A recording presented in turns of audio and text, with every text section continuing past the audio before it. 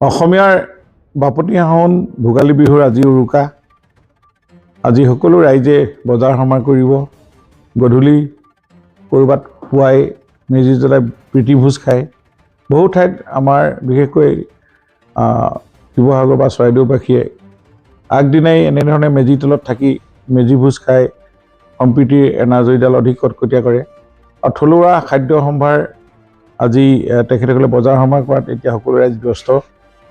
মই ভাবোঁ যে আজি ভোগালী এইবাৰ নতুন সংকল্পৰে অসমৰ ৰাইজে সংকল্প ল'ব নতুন চিন্তাৰে, আৰু অসমখনক আজি ৰক্ষা কৰিবৰ কাৰণে সকলো জাতি জনগোষ্ঠীৰ মাজত সম্প্ৰীতিৰ ভাৱ আৰু অসমৰ যি থলুৱা সম্পদ, আজি পিঠা হওক লাড়ু হওক, এই খাদ্য সম্ভাৰবিলাক বিশ্ব দৰবাৰলৈ নিয়া ই এক মাধ্যম হয় ভোগালী বিহুৰ।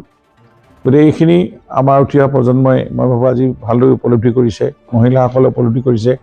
এতিয়া বজাৰসমূহ এতিয়া ভোগালী মানে মেলা বুলি বিভিন্ন ঠাইত আমাৰ এই যে পিঠা লাড়ু চিৰা দৈ এইবিলাক যে বিক্ৰী কৰি তেওঁলোকে আৰ্থিকভাৱে সচল হৈছে আৰু ৰাইজেও যে ইয়াক আদৰ কৰিছে, এই কথা প্ৰমাণ হৈছে। গতিকে ভোগালী উৎসৱ আজি প্ৰাক ভোগালী আজি কেইবাদিনৰ পৰা চলি আছে। আমি বিভিন্ন ঠাইত গৈ দেখিছোঁ, সোণাৰীত হওক বা মৰাণত হওক, এনেধৰণৰ ভোগালী মেলাত মহিলাসকলেও স্বাৱলম্বী হৈছে আৰু আমাৰ থলুৱা সম্পদবিলাক কৃষ্টি সংস্কৃতিৰ পথাৰখন জীপাল কৰা এই খাদ্য সম্ভাৰে মই ভাবোঁ ভোগালীৰ পৰম্পৰা ৰক্ষা কৰিব। আৰু আগন্তুক দিনবিলাকত সকলোৱে যে অহা কাইলৈ মেজি জ্বলাব, মেজি অৰ্থই হৈছে যে আমি এই উত্তাপে আমাৰ মাজত থকা অসূয়া অপ্ৰীতি দ্বন্দ্ব খিয়াল ভেদাভেদ এইবিলাক নাইকিয়া কৰি এখন সুস্থ সবল অসমীয়া এক জাতি গঠন কৰা, যিটো স্বৰ্গদেউ চাওলুং চুকাফাই কামনা কৰিছিল। জগতগুৰু শ্ৰীমন্ত শংকৰদেৱৰ অসমখন আমি জ্যোতিপ্ৰসাদ বিষ্ণু সকলো কথা ডক্টৰ ভূপেন হাজৰিকালৈকে জুবিন গাৰ্গলৈকে আমি এইখিনিত আজি তেওঁলোকৰ মনৰ অসমখনৰ কথা আমি এই ভোগালীতে আমি সংকল্প ল'ব পাৰোঁ। মই ভাবোঁ এই সিদ্ধান্ত এইবাৰ ভোগালীত নতুন আশাৰে নতুন চিন্তাৰে আগবাঢ়ি যাব।